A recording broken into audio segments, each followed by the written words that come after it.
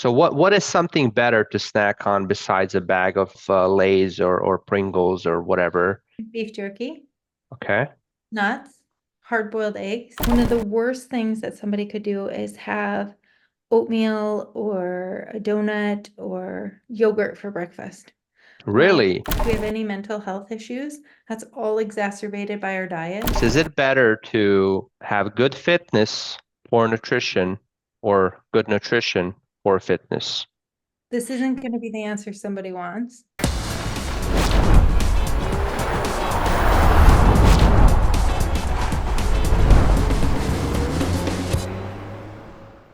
Welcome back to another episode of the On the Road show with BHX.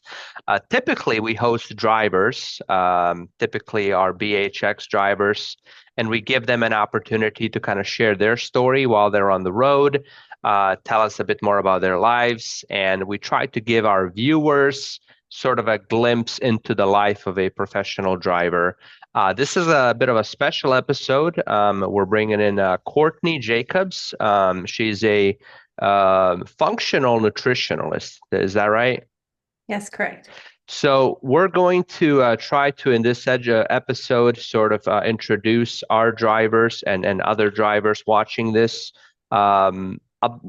introduce them into nutrition as a whole, and then kind of dive deeper into the specialty of it that Courtney's in. So thank you for doing this, Courtney. I really appreciate you taking the time, especially kind of at the end of the workday, for us to squeeze this in. Yeah, you're very welcome. Thank you for having me. And I think this is a really important thing for drivers to learn about, to make their experience on the road better.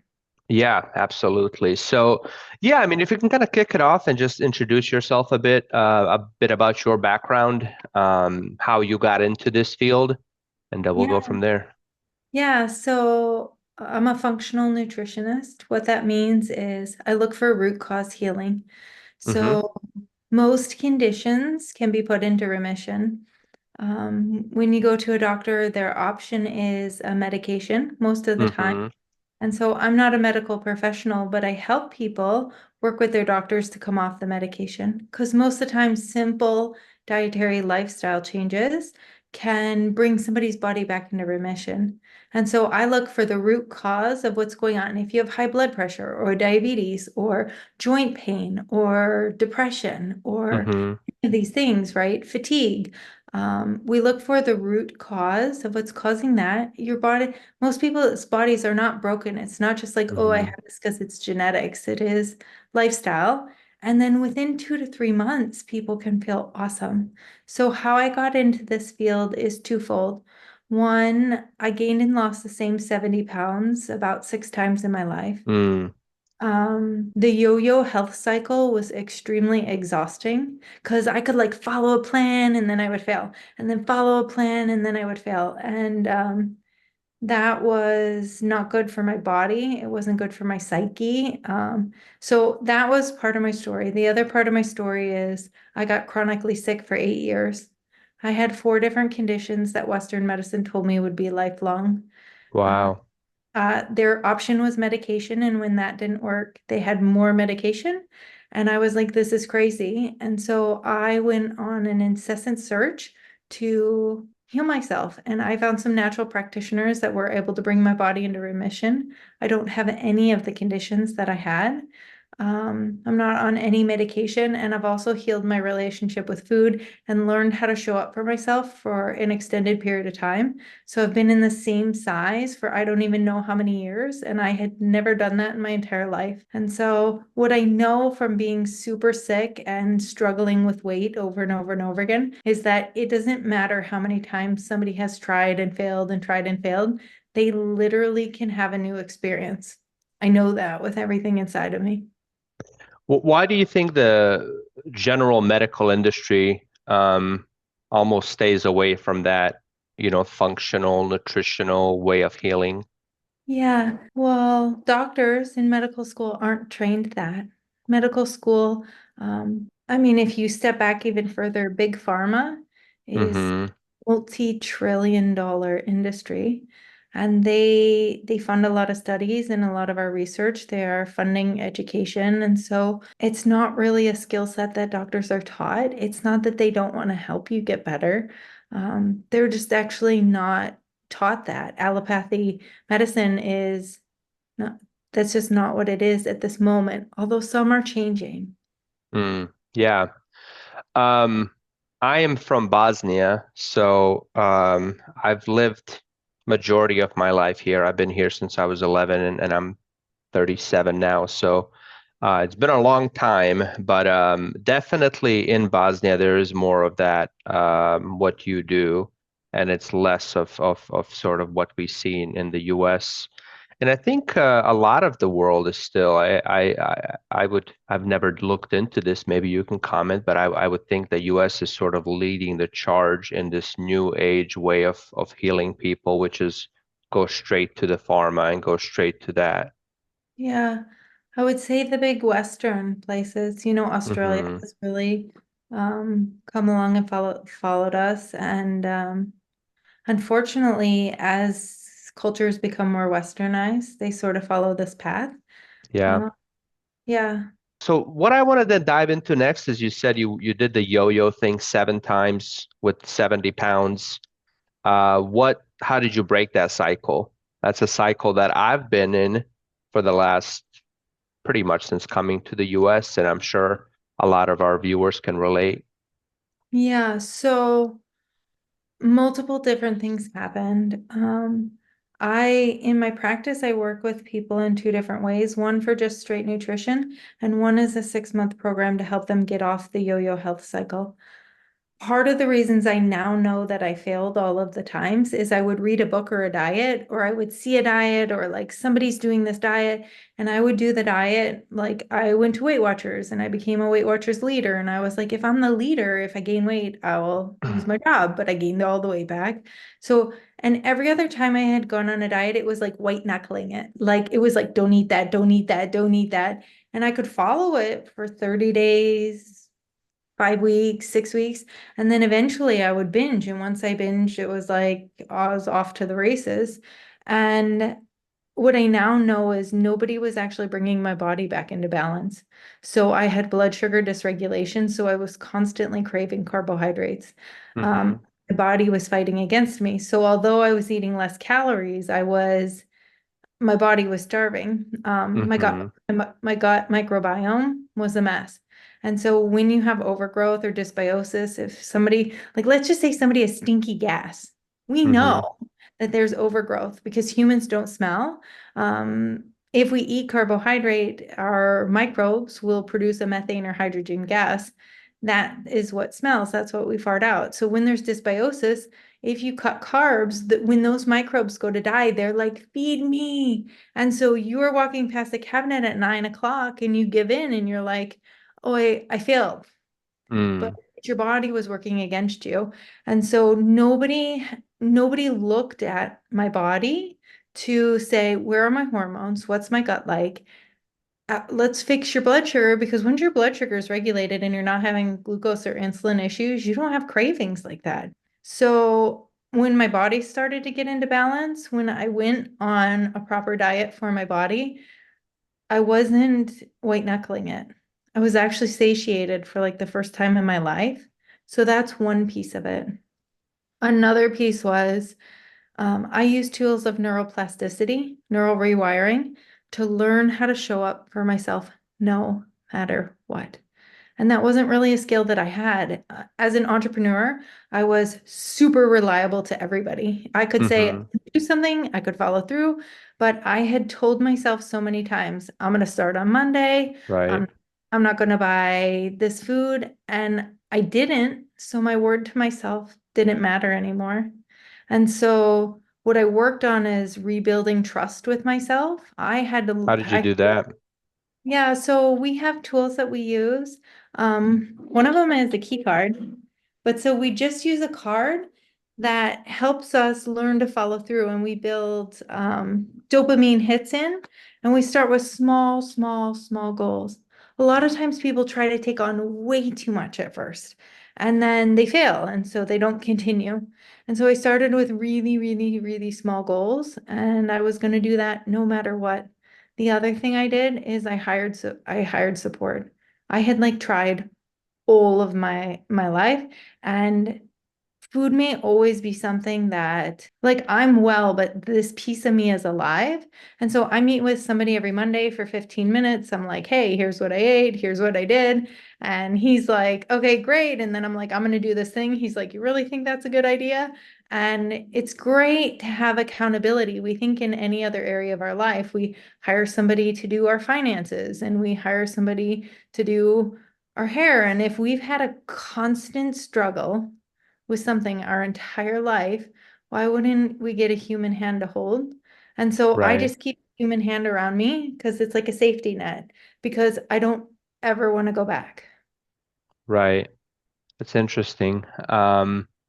So with regards to the industry that I'm in, I think that a lot of professional drivers, truck drivers, are undereducated in this field of nutrition. I mean, I think generally everybody is undereducated in the field of nutrition, but I would almost say especially drivers.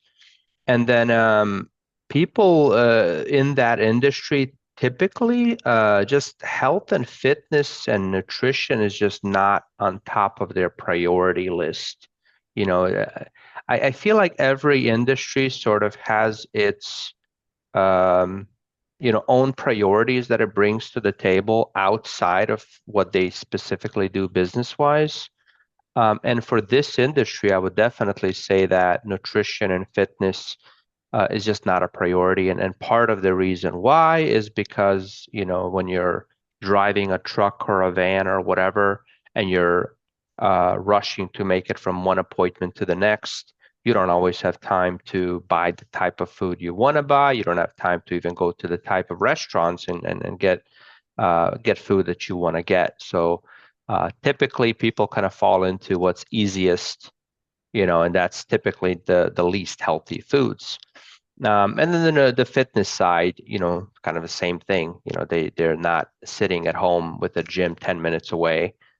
They either don't have a gym, available to them in the city where they happen to be at this on that particular day, um, or they don't have time, to go work out because they're trying to get some rest in between the shipments and the jobs that they're doing. So.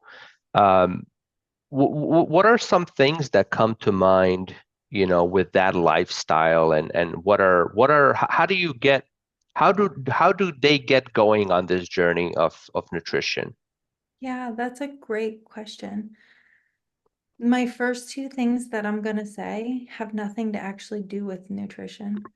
The Mm-hmm. first one is I want to validate that it's a more complex situation with a driver. But most drivers probably have the story that you just had. It's hard. There's nothing available. I don't have a gym. And I want to smash that story because it's actually not hard. I just drove across country from one side of the country to the other side of the country, and I took care of myself every day. The only thing that's tricky is in the beginning, learning the new habit, learning the new place to buy the food. Like once you have a system, it's Mm, actually not hard. And if we hold on to the story that, well, in my field, it's just harder and I'm in the van and whatever, then they will continue to stay unwell. And mm, I don't buy it. So I believe that once I do think learning the new stuff may be tricky, right? But once we figure out, hey, this is where I eat and this is what I buy and this is how I keep my food cold, that once you have a system, it's really easy to maintain. That's number one, is getting rid of the story that it's too hard. The second thing is I don't think most people realize how unwell they are. So I'm mm. going to list some symptoms because people think, ah, like whatever, like I'm married, I don't really care about it's like it's not Right. about having six pack, right? Well, here's the questions I want to ask. Are you stiff and achy when you wake up in the morning? Like, do you feel like Check. it's in men, right? Um, does your lower back hurt driving? Do your knees hurt? That's all from systemic inflammation. I could have that gone in somebody in 5 to 6 weeks. So Mm, diet, they're uncomfortable driving because their body's inflamed. So number one motivation is like, hey, that. Number two, if they crash at 2, 3 p.m. in the afternoon, 2 to 4 p.m. Oh, I'm so tired driving. My eyes are heavy. That's blood sugar dysregulation, right? And so the amount of energy that they could have and not feel fatigue all day is huge. So I'm going to list some symptoms. And here's the thing, 70% of Americans have blood sugar issues. 10, wow. 10% know it. Okay. Do you So know how that statistic compares to other countries by any chance? I don't actually. I just went to a conference. It's actually 70% of people are insulin resistant, 10% know it. Wow. Um, but so let's say, so just if anybody's listening to this, if I just want them to hear these symptoms, if they get tired around 2 to 4 p.m. Okay. and okay, if they get hangry, like if they Okay. don't have food, they get hangry. If They they should ever grab a Snickers, right? no, if they No. ever Okay. have fatigue that's relieved by food, like Okay. I'm tired and I ate and then I woke up. If ever they eat a meal and get sleepy, if ever they get shaky or a headache, if meals are skipped or delayed, and if they wake up a couple times in the middle of the night to pee, it seems like you have to pee, but it's actually blood sugar dysregulation. If you have any of those symptoms, including constant urination and then like a lot of thirst, that's all blood sugar dysregulation. Driving on the road, having those symptoms would be wildly uncomfortable. And what Oh happens is yeah. somebody's often had them for 10, 15 years. So they just think it's me. Right.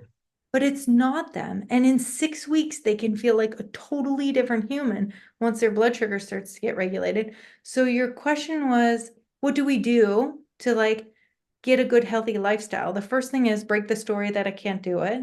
The Mm-hmm. second the second thing is to get some strong motivation as to why. Other Right. things are if we have any mental health issues, that's all exacerbated by our diet. If we have any anxiety, depression, sadness, if there's any brain fog, that's affected by the diet. If they're having any gastro issues. But I think for drivers, the biggest thing is joint pain, things like that. And so their physical experience in the van, in their trucks, could be so much wildly better just by changing simple things in their diet. Right. Um, Inflammation. What are they doing? What are we doing that is leading to inflammation? Great question. Carbohydrates is the first thing. Okay. If somebody is like, wow, I'm stiff and achy, and here's the thing, I don't know if most of your drivers are men, but most men are like, oh, but Majority. I have this sports injury from when this is what happened to my knee. No, that's not what's happening. Your knee can feel totally fine. I don't care if you have arthritis. I don't care what the doctor said. I just had a woman come to me with two knees that they told her she needed two knee replacements. And she came to me, she said, she's in her late 50s. She said, I just want to be able to hike again. Can you help Hmm. me hike? She's been with me for 6 months. She just ran the Nashville Marathon. Wow. She never thought she would run again. I mean, she just wanted to hike. She didn't need knee replacements. She just had a ton of inflammation. So if somebody is inflamed, I would have them get rid of gluten, Okay. dairy, grains, carbohydrates. I mean, if they did that for 3 weeks, if they got rid of gluten, dairy, soy, grains, um, and And lowered their and carbohydrates to less than 100, most of that pain would go away. Now, not sometimes they need help tweaking things, but that would be an amazing first place to start. so carbohydrates, fats, proteins. Give us a general overview of what those are, what they do for your body, what type of foods have each one, and just kind of a top down. Yeah, so protein is our amino acids. We need good quality protein coming in all day. That helps us make our neurotransmitters. So it helps us have good mental health. It helps Okay. us keep strong muscles. Proteins come in eggs, chicken, steak, pork. Shrimp, any kind of meat, that's something that they want to be eating multiple times a day. One of the worst things that somebody could do is have oatmeal or a donut or yogurt for breakfast. Uh, Really? But yeah, oatmeal is what we've been sold on. no. So oatmeal is like eating a candy bar almost. It's like Okay. eating a candy bar with fiber. And so Okay. if somebody is on blood sugar, like on a blood sugar swing all day, they're eating oatmeal. First thing in the morning, their blood sugar shoots up. And then when it starts crashing around 10 p.m., they're hungry for a snack. I need a snack. And they need a snack because their blood sugar's dropping. And then so they Yeah. eat a snack and then it comes up.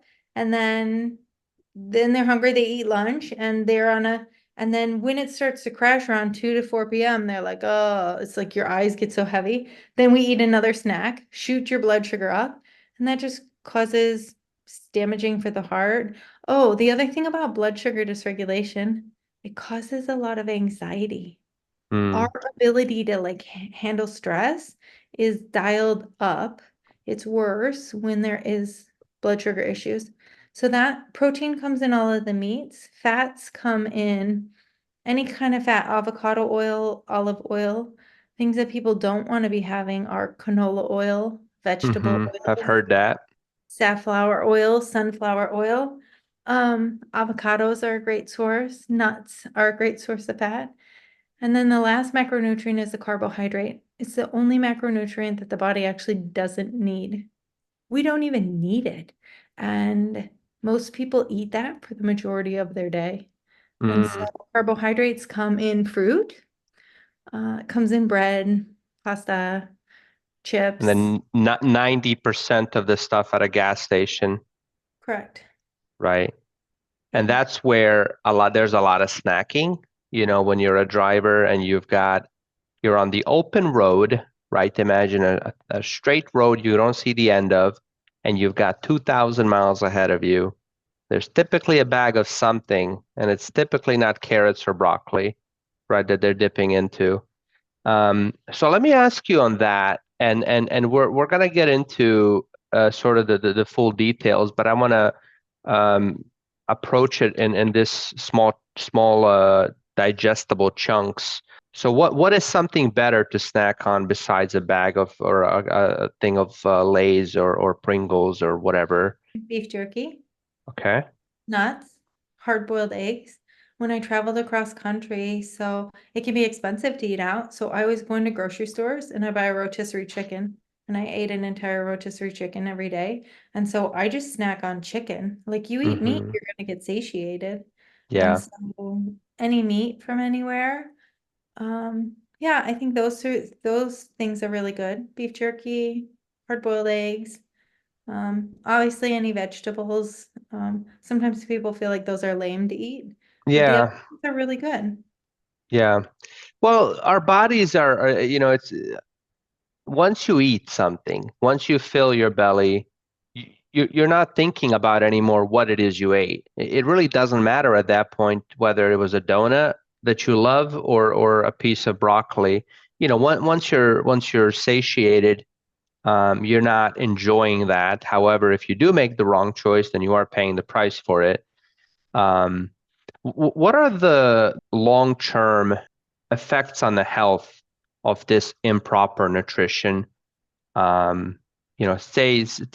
a 40-year-old that's relatively has a decent nutritional plan, and then if they begin to go on a path of less and less healthy food choices and things like that, what can they expect?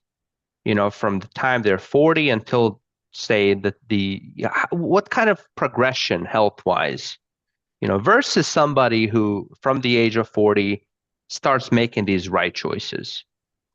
Yeah, so heart disease, cancer, autoimmune disease, these are all lifestyle diseases, right? Mm-hmm.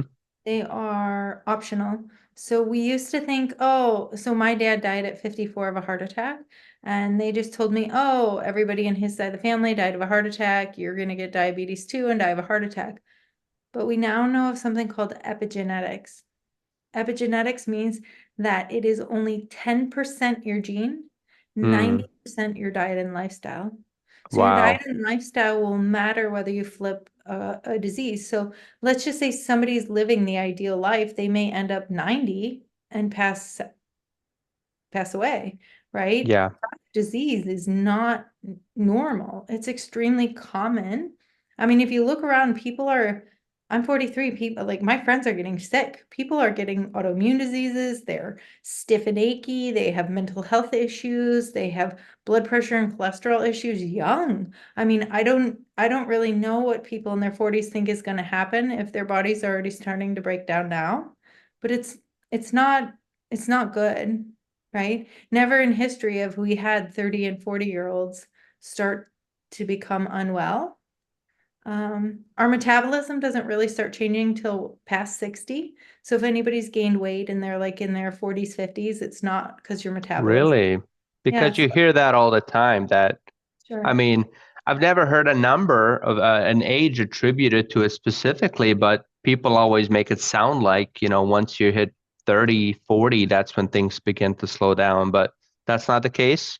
No, it's no, the people say, well, once I turned 40, it started getting bad. And Mm-hmm. then I go, okay, so I have a conversation with them. Well, they're working out less. Well, they're eating. Mm-hmm.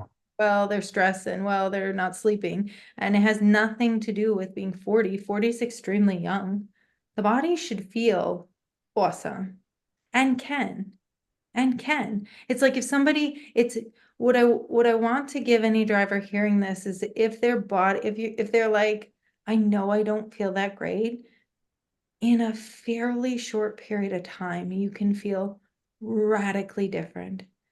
And it seems like, I don't even know, it seems like way too much, but it really isn't. And then what happens is when your body's functioning properly, um, and then you go out and you like have a piece of pizza and you wake up and your knees hurt and you can't walk and your back hurts driving. You're like, oh, I don't want to eat that because it actually physically hurts me, right? And so the decision changes then.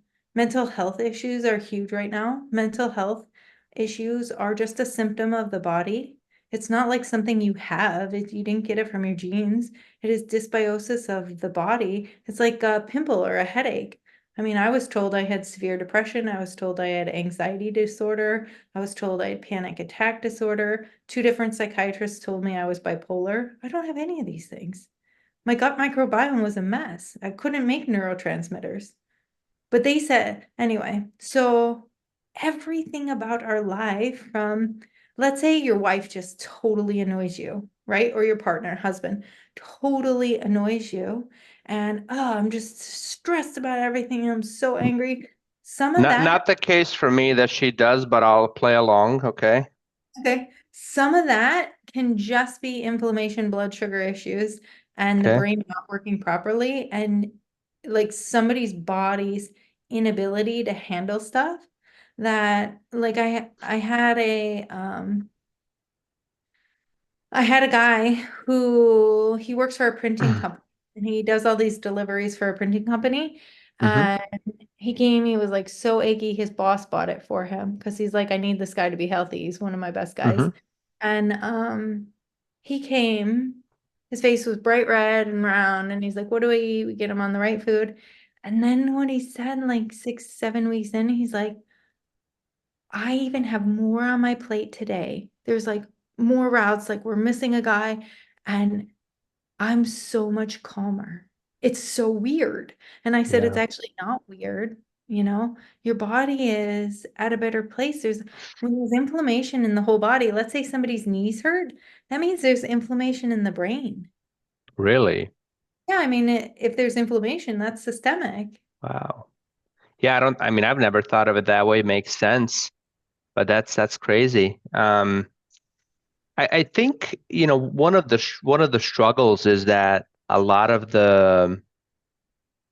of these things are just seem so out of reach for people, and that's why I love to bring it down on a practical level, right? Because when you talk about the gut microbiome biome and these other things, I don't want people to be scared away because of what they don't know or what they don't understand.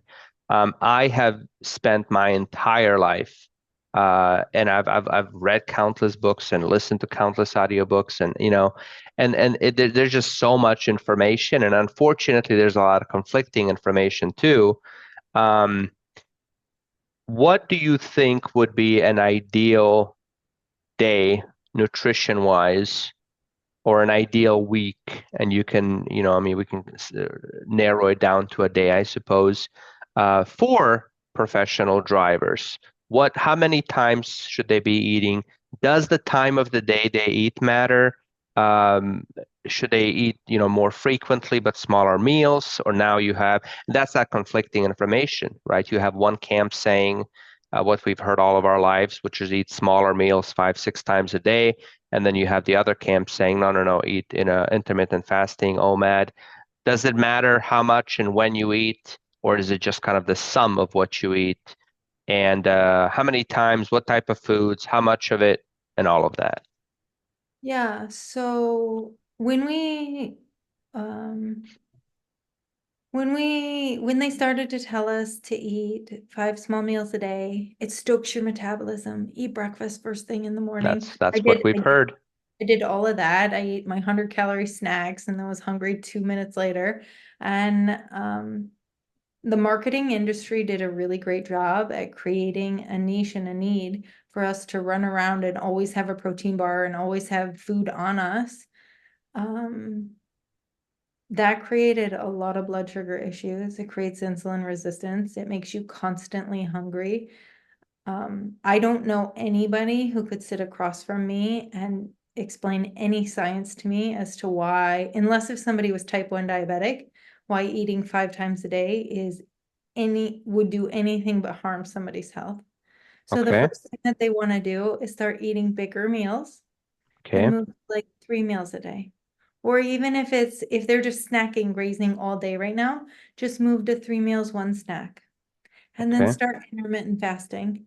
So we want the window to shrink. We don't have to eat OMAD, but the more times we eat, we're causing blood sugar issues. When there's blood sugar issues, we're hungrier. So it's like you're feeding the monster, Okay. right?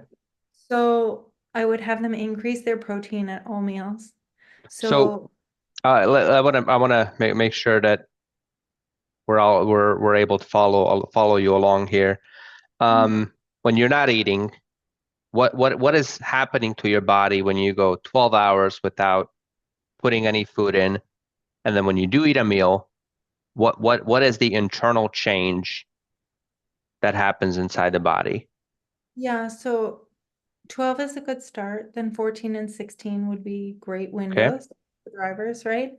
Because boredom's reality, right? Mm-hmm. So that kind of helps with that. So when we're in a non-fed state, number one, leptin and ghrelin can reset.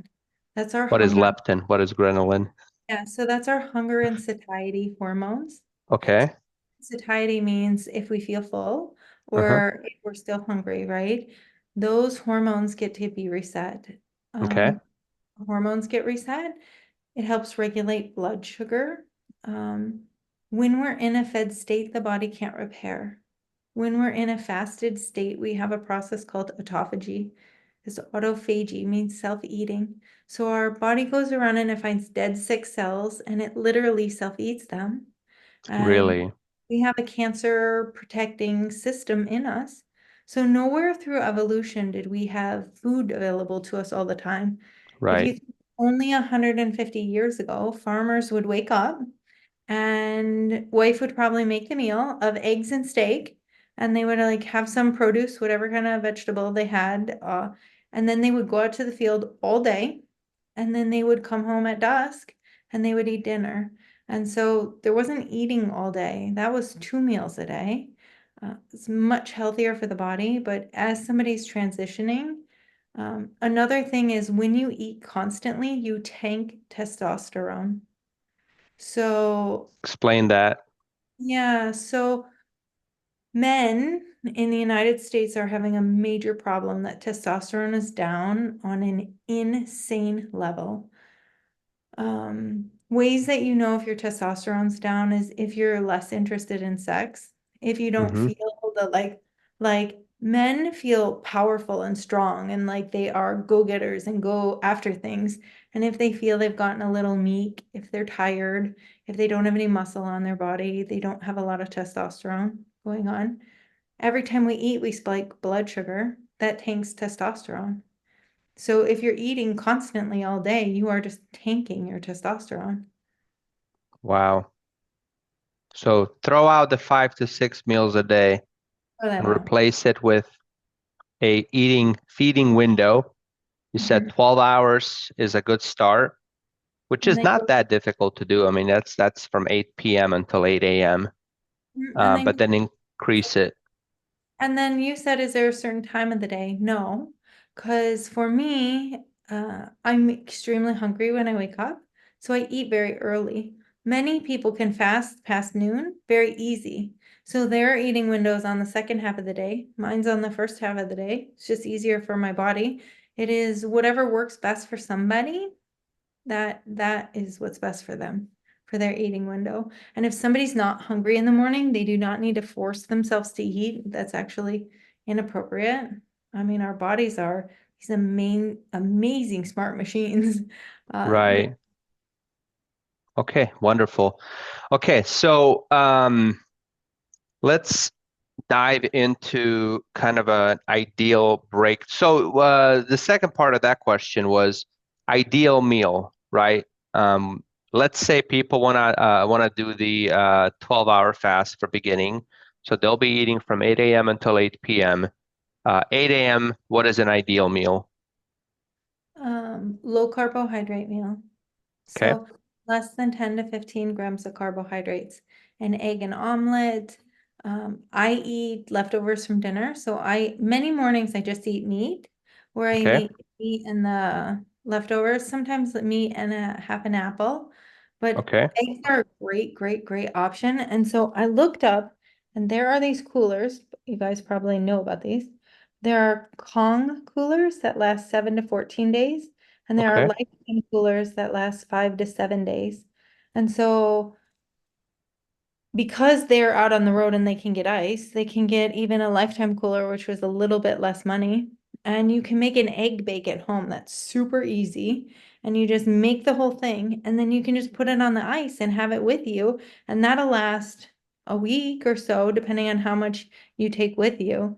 So the biggest thing is starting with a low carbohydrate breakfast, because as soon as you spike glucose and insulin, you're going to be craving more food. Which is the exact opposite of what the whatever the Right. government or whatever has been telling us, which is cereals, oatmeals, granola bars, things like that. That's the opposite of what a human should be eating. Okay, and then they're eating again at let's call it 2 p.m. Hmm. Yeah. So What's that look like? that's when I would go to the grocery store, or I would have a rotisserie chicken. They could eat half a rotisserie chicken or three-quarters of a rotisserie chicken. Um, they can get vegetables, they can eat an apple, they can eat nuts with it. But you eat half or three-quarters of a rotisserie chicken, they're going to be full for hours. For hours. I was just stuck in an airport. I went to Burger King and I got two burger patties just wrapped in lettuce. Sometimes if I'm hungry, hungry, that was like a snack. I'll get a chicken breast and three beef patties.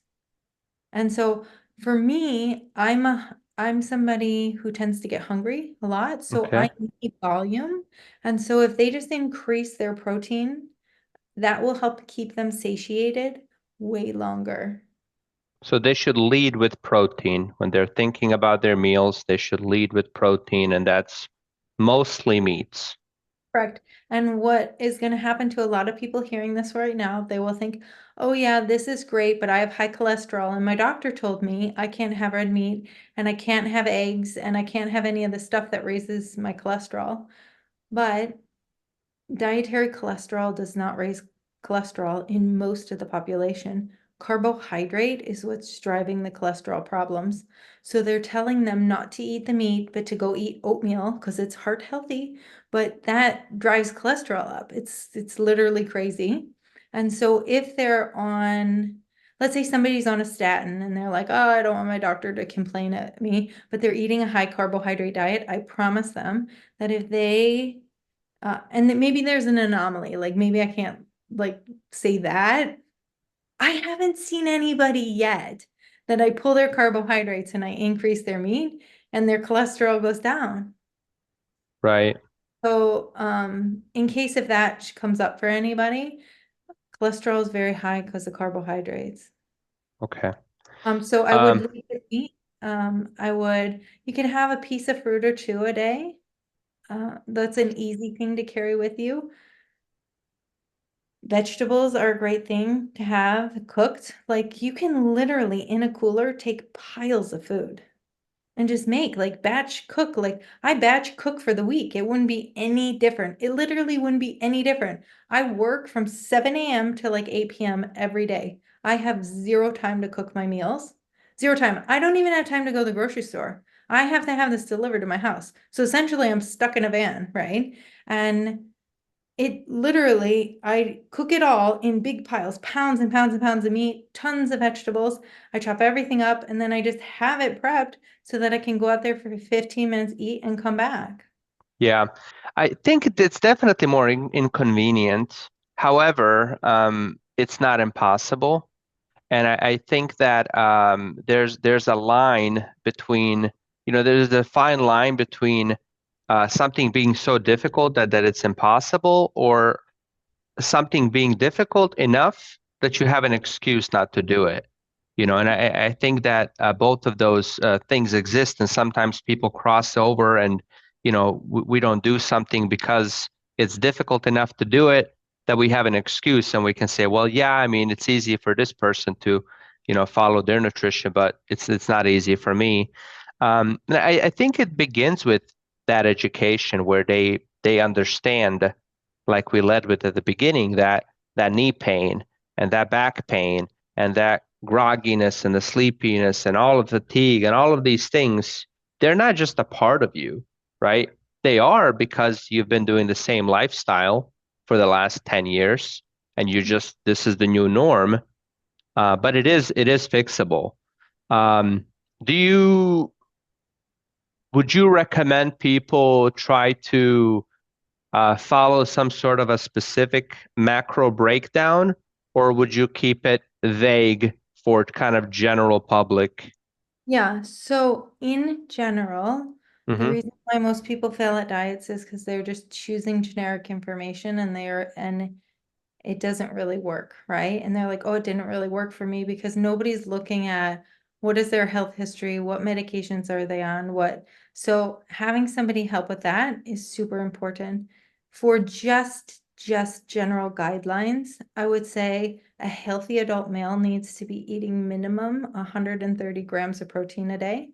Okay. Um, like let's say even 150 or more. Carbohydrate needs to be under 100.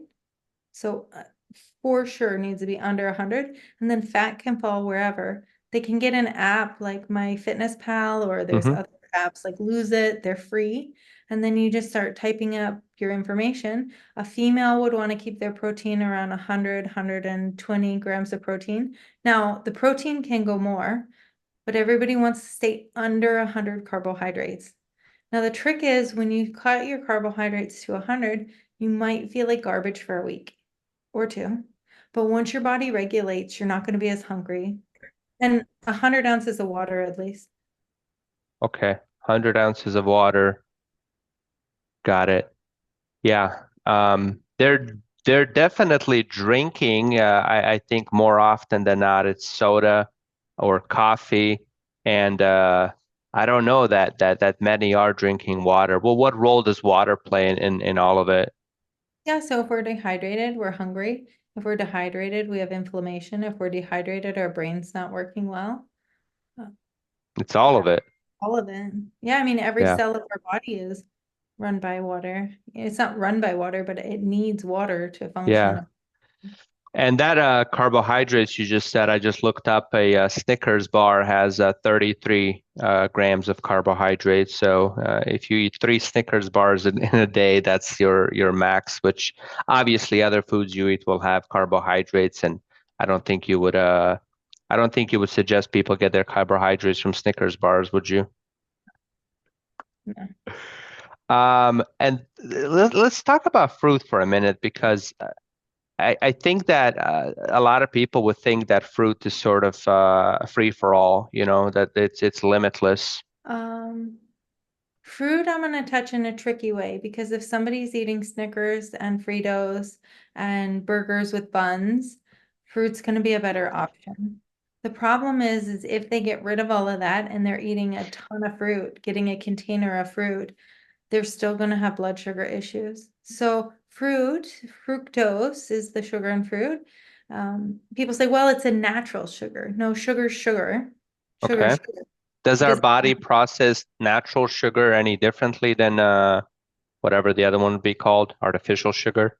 Yeah, technically the body processes fructose, which is natural sugar, worse. So glucose, the full body, the muscular system in the body can hold about 2,000 calories of glucose sugar. The liver can only hold about 400 calories. Okay. Fructose Fructose gets processed by the liver. So let's say you ate a bunch of fruit yesterday and you go to eat fruit today, but your liver is full of fructose from yesterday. That literally turns to adipose tissue fat. It doesn't go to muscle for energy. You're not using that for energy. It literally turns to fat. So fructose will make you fat faster than anything else.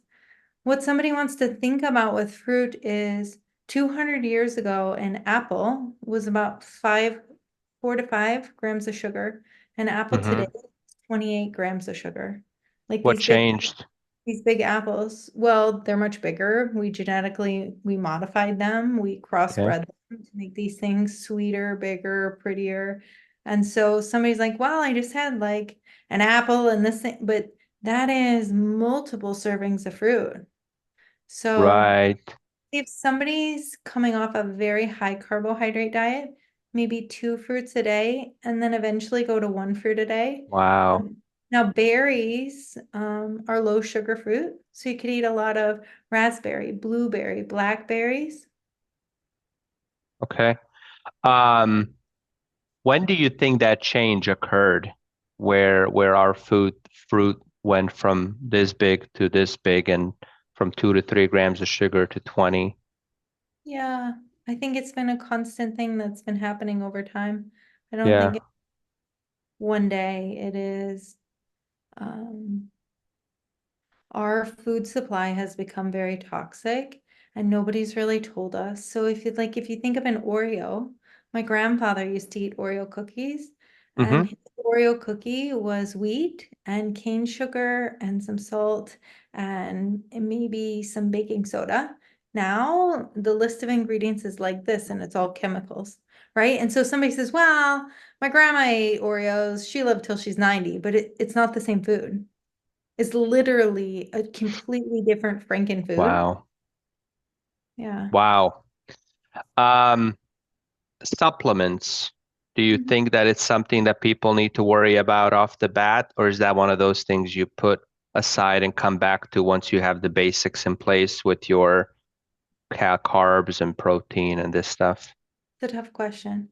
I would say if I saw somebody and I knew what their conditions were, supplements can get them to a healthier place faster. The problem with supplement recommendations is I can say something that's a blanket statement that might be right for 6 people, but wrong for Hmm. 4. Right.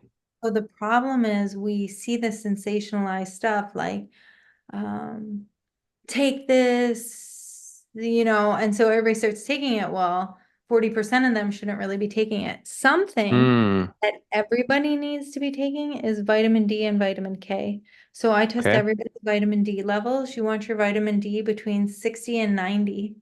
Low vitamin D causes mental health stuff, causes your immune system to not be great, causes your joints to hurt. Um, I haven't tested anybody who's in a healthy range without supplementation. So Really? if they're in a van all day, The body really needs that. We need that for our sex hormones, pretty much every system in the body. So somewhere between 3,000 and 5,000 IU of vitamin D with K is something really good and important to take.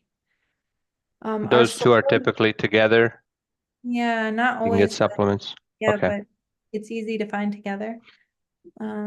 Something if somebody has those blood sugar symptoms, if they were to get berberine, so that's an herb that you can take in a cap and you take it 10 to 20 minutes before you eat. It'll help your blood sugar not spike as high. That's a beautiful herb. It's also protective of the heart. Fish oil is important for inflammation. I think all of us have heard about fish oils, and I think everyone has probably started taking them and then stopped. I think one of the things that we suffer from in today's society is we want that instant gratification.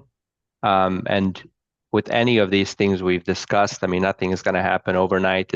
All of it, takes a minimum of, a few weeks for it to, for you to really start feeling any effect. I think a lot of people are just out of tune with their body too. We don't have a set schedule, set eating schedule. We don't have a set thing. So we don't really ever know if we're feeling bad because of what we ate or because we didn't get enough sleep the night before or because of stress or whatever. So this is a very, very important topics. Um, how does nutrition impact mental and emotional well-being? Yeah, when you just like gave the picture of like, I don't feel great. I don't know if it's like the sleep or the stress or the Hmm. food. I'd say it's 80% your diet. I can clean Okay. up somebody's diet and their whole life lights up. I So mean, that was one of my questions. Is it better to have good fitness, poor nutrition, or good nutrition, poor fitness? I would go after nutrition first. Okay. You can't outwork a bad diet, as they say. Cannot work a bad diet, but it's not even about like, am I overweight or not? It's how comfortable am I in my human body? So the diet, changing the diet is going to help the lights come on. I meet people and they're like, hi, like, and then 6 weeks later they get on camera, they're like, hi. I'm like, there you are, Wow. right? Because it's like all the inflammation came off. Um, Wow. yeah, the so many people are stiff and achy. It is crazy. Just to even feel good, to be able to go upstairs and to not feel like an old man when I'm like 48 is Right. amazing. So the diet will give you that before the fitness. And the Okay. fitness is also very hard when the body doesn't feel great. Okay. Um, as far as the tips for getting started on a weight loss and just general nutrition journey, it comes back to that fasting. It comes back to that less than 100 grams of carbs, more than 100 grams of protein to simplify. And then fats just sort of happen by themselves, right? By focusing on the other things. Something else that's a very important is when people start to change their diet, they don't eat enough. And so they Right, like eat a little bit of chicken and they eat a little bit of whatever, and then they're starving at night and they binge and they're like, oh, I failed. And so what I would invite for somebody is if you're just getting off the carbohydrates, eat as much meat as you want. Like just start eating, like fill yourself, because if you're under eating, you will eventually grab something you don't want to grab. And so to right, make sure you're eating enough when you go to change, because eating healthy doesn't mean that you have to eat like a bird. right. Yeah, yeah, because if this is something that you've been struggling with, and I kind of speak, on my own behalf and reflecting on my journey, if this is something you've been struggling with, odds are you don't have enough self-discipline to make the right choice when those cravings really hit. So if you can, rather than testing yourself with, putting yourself in that position where cravings will hit, if you fill yourself with the right kind of food, um, you're not going to have to deal with that because once you're full, you're full. Right. So let's say somebody goes to Chick-fil-A and gets a salad. with chicken. That is 100% not enough chicken. They need 2 or 3 sides of it on top, or they could go to the grocery store and get a rotisserie chicken and throw that on top of it. Barbecue places are a great place to stop. If you're at a Cava or Chipotle, you can get a bowl, but always get double protein. So Okay. just plan on, the 4 or 6 ounces that they give you being enough. If you're like a healthy adult male, you should get double protein. I get double protein to make sure that I stay full. Awesome. I don't know how you are with time. I'm just throwing question after question at you because apart from the questions that I prepared, I mean, there's just been an equal amount that have naturally popped up, and this is really, really good and it's going to help a lot of people, I think. What other stress management techniques for our guys who another thing that maybe we didn't touch up on is their sleep schedule is often very messed up as well because sometimes they have a day delivery and other times they have to pick up something at 9 p.m. and deliver it at 6 a.m. So what other stress management techniques can you recommend? This isn't going to be the answer somebody wants. Okay. I met with a pilot today and he started like 3 months ago. And he said, I have this crazy sleep schedule. It's like sometimes I'm flying across the world and then it's like back and forth and I never know. And then they'll call me out. And this is why my body's always so tired. And when I sleep, I wake up all the time because, whatever. And he gave all these reasons why his sleep was so poor because of his erratic schedule. I Mm-hmm. literally just had a man in front of me on the screen today who said, "You wouldn't even believe how deep I'm sleeping. I have so much energy." We fixed his blood sugar. So even if they can't change the hours in which they're sleeping, if they change their diet, the The sleep is, quality of sleep goes up. yeah, the quality of sleep goes up. Something that I would say is when they're driving, if they listen to audiobooks, there's an amazing audiobook called Atomic Habits, which is Yeah. great about building small habits. That's a great book. And to never stop trying. I don't care if you do good today and then you're like, how to get the donut? Like now I'm eating a donut. Like I literally fell off the beam 100,000 times, but because I never stopped getting up, there was a time where it stuck. And so that is 100% possible. I'm not an anomaly. And I'm not talking about my food history, but mine was so far extreme. Like I could throw down with anybody's story about food. Like I really went through it. And if I can come to a place that is of stability, that is available to everyone. Yeah. This has been wonderful. I have about 6 million more questions, so we are going to have to do this at least one more time. If people want to get a hold of you or connect with you to learn more about working with you, what's the best way to do that? Yeah, so they can email me at Courtney@finalkeywellness.com. I'm Okay. on Instagram at finalkeywellness.com. Or you can go to Final Key Wellness and then you can come and just have a free call and just to say, hey, here's what's going on. Here's the meds that I'm on. What's even possible? And then you're either interested or not, but sometimes you can even just get pointers pointed in the right direction. A lot of times people don't even know what's possible with the conditions that they have, like eczema or like allergies. Most of that's reversible. And so you can just come and say, hey, here's all the things going on with me. How does somebody fix this? And yeah, that's how you get a hold of me. That's awesome. That's awesome. I am sure that we're going to connect again. I look forward to it. I'm going to share this and really promote it so it gets to as many people as possible. Um, our guys on the road work very hard to provide for their families and gals and guys and gals.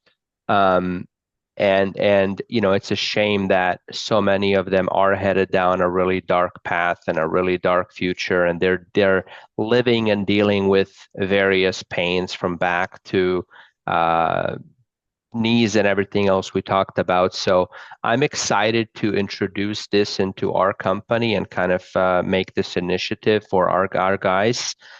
Thank you so much for your time. Is there anything else you want to share that we didn't touch upon that you feel like is important before we close off here? No. Well, the one thing is I want to say thank you to you for being a beacon, because the reason why it's challenging, we talked about, is there's a narrative in the culture, but once the narrative in the culture changes, it's actually not hard. And so what you're doing by helping educate people is change an entire narrative for people that maybe 10 to 20 years from now, this won't be the case. And so Right. I appreciate you for that. And then the only thing I want to leave with people is I don't care what you have, like, there's a high possibility that you can feel radically better. And had I never given up, I still would have had conditions and medications. And it is possible for your body to get better. Amazing. Amazing. Thank you so much, Courtney. I appreciate your time. We'll finish off there and have a wonderful rest of your day, and we'll be in touch again.